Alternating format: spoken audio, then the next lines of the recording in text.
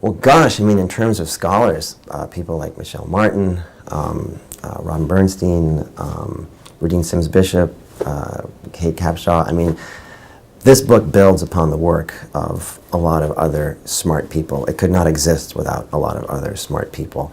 So I admire them enormously, and if this book succeeds in any way, it's due to them.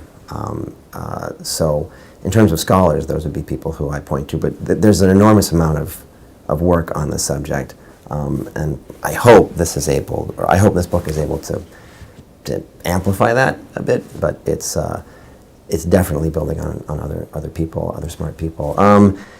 In terms of artists and writers, gosh, that's a long list. I mean, Jacqueline Woodson, the late Walter Dean Myers. I love Daniel Jose Older's Shadow Shaper, and I'm really looking forward to reading the next in that series. There's a lot of people doing excellent work out there, and I feel that the increased awareness in the past few years, thanks to We Need Diverse Books, creates a lot of possibility and even cause for some cautious optimism.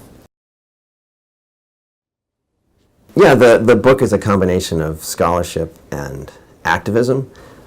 That's always been a thread in my work. I'm interested in where politics and aesthetics meet. So this is an outgrowth of that.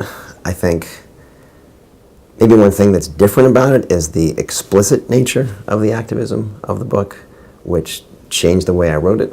There are elements of the personal in the book, which I do not usually do, in which I reflect upon my own raced self and how that may prevent me from understanding the very subject that I'm trying to write about. It seemed an appropriate place to include that. And it's a bit of an experiment, to be honest, because, well, there's a risk in bringing yourself into your work. But I think it's a risk worth taking, and I hope it's a risk that helps people reflect upon their own raced selves. I hope that I'm modeling what other people can do and think about the way that their own lives have been shaped by the racism of the world in which they live.